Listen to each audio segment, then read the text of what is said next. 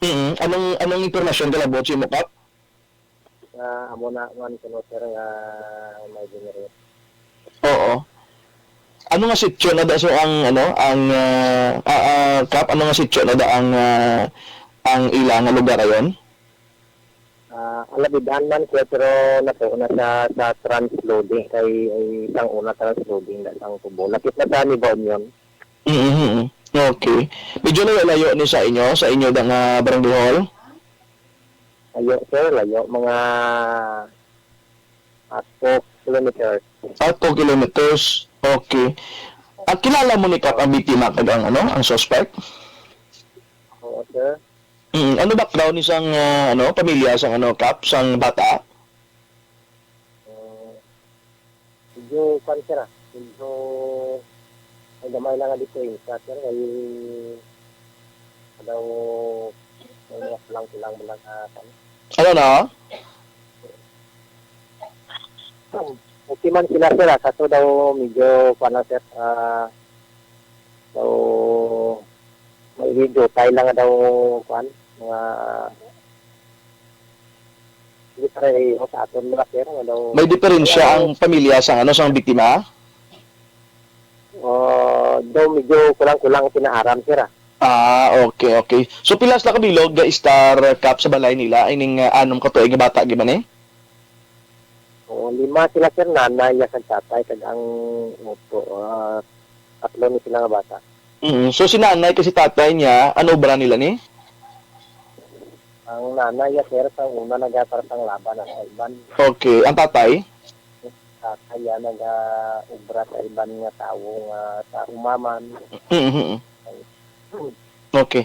Siguro Kap sa impormasyon ni palabot sa amon nga sang January 3 pa inintabo. oo sir. Okay, sa inyo dira sa barangay, sa sano inigi pabalo sa inyo? 4 na sir 4. January 4. Oo. Oh, sino nagpabalo sa inyo, Kap? May mga bata di sir nga nag-inistoryahan ay parte sa amuna. Oo. No do amo to nga may isa kami sa tumulo nga nagpaabot sa barangay official. Mm-hmm. Yung agsahan man dayon sir sang kagawad on women. Mm-hmm. Uh, inform ang DSWD din ang women sa Philippines. Okay, so buti nga nun, sang ginpabalong barangay, ginfollow up sa barangay kagawad, kagagin inform ang tuwag sini ang police na ton, WCPD. Oo, ang DSWD kag ang Philippines. Okay, ang DSWD. Sa saan sila ipabalo? Sang Pizza 4 mismo? Oo, sir. Kap nakita mo ang video nga nagalagaw usbong? Wala, sir, wala. Yung talanta lang kung pinasang media. Okay. Okay lang Kap, no? Ang kagawad, di mo may hawid. Ang boton may hawid, sir. So nakita mo Kap ang nakita mo ang video, masiling nimo nga na-consummate gid ang rape.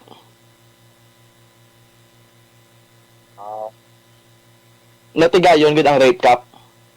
Wala nga, di sir, ang video, sir, nubo lang, sir. Okay. So, ano gid no ning ginila abis ang ining lalaki ang bata kagindala dito sa may kasagingan lapit sa katubuhan. Oo. Okay. Ang bata ni Sir, why man naghibi, no? Or why man sa no? Botan ko wala ko kita. Okay, why good, no? Sige. Pero bilang kapitan sa barangay, nakakadto kas lugar, kag bango si Sabi, sinong pamilya, sinisang babae, isang lalaki, kag istorya na ton Kap. Oo, sir, oo. O, tanong gidalaganan sa pagkadto mo sa ila? Kasi, muna, sir, nga nagreklamo sa muna. Mhm. Ano plano kuno Kap sang sang pamilya sang bata ni nga bayi? Sige, Sa aton sila nga mga ah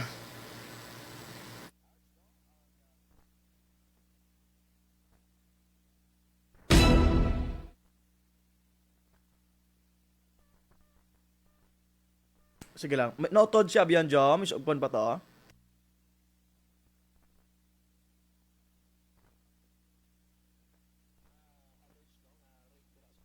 Sige na lang Abian Jo, no? Okay na lang Sang, Abian isa Jo. pa- Okay na lang siguro kay kapitan kaya ang katapusan na do ano na no. Ang kay kagawad ano na lang, ang kay kagawad Fajardo na lang Abian pero Jo. wala. Yun, Oo, ang kay kagawad Fajardo na lang siguro kagawad Jo. Ang Abian Jo, no? Okay. Sige na. Si kagawad Annalyn Fajardo, ang chairman sa Women, Children and Family. Makanda kita kapulong-pulong kag ano natin mabulig kita diri sa barangay, especially natin mga pumuluyo natin nga barangay council nga mag monitor sa implementation sa intervention program para sa sini nga CICL case natin. Para at least nga ma-prevent natin ang ini nga mga kaangay sini nga mga hitabo. Kagang saan lagi sa mga ginikanan giblang amo yung nagagiya sa mga bataan. Kaya hindi lang sini dapat. Actually sa implementation program sa intervention program sa DSWD nga nag-handle sini nga case, hindi lang para sa kabataan, kundi patigid ang para sa ginikanan mag-perform sa obligado sa mag-perform kag magtuman sa intervention program nga gina-implementar sa DSWD kag PNP. Kagawad ang inyong barangay, ano ni siya man, yung doon na bukid ni siya nga nga barangay? Hindi mo gid totally nga ba nabukid siya. O, pila inyo population dira? Population yung manok damo? Mga 1,000 plus na. Parang ang mga pamalay din hindi magid tandok damo, no? Oo, hindi man gid. Ang mga 400 plus households. Laka-laka man mga pamalay, no? Oo. Depende sa kung diri sa proper may ari nga lapitanay. Kung dito sa zone 1, zone 2, medyo laka dito ang pamalay.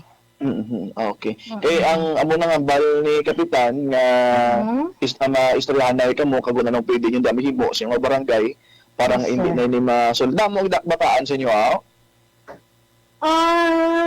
Damo, sa iyo, siyempre, hindi lang natin ma-rate ko pila gid kabilong, hindi ko lang ma-estimate ang kabataan. Kagamo na ipanomdom daga sa mga ginikanan ang mga Android phones bla. Amo na pala mga bata sa mo hindi mabuhi kung wala cellphone eh.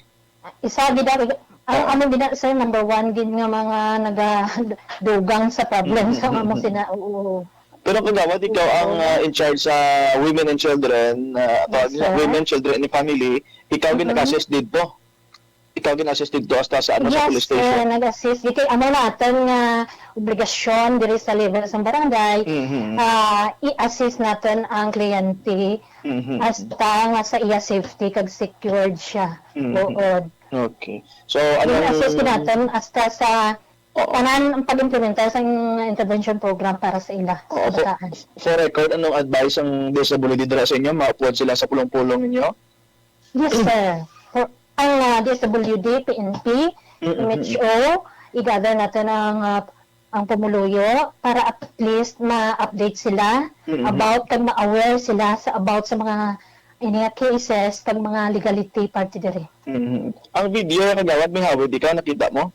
Ay, wala. Sir, kahit tungod, hindi nato na may proper authority mag-handle sila para Okay, sa information, abi nagalagaw ini subong no?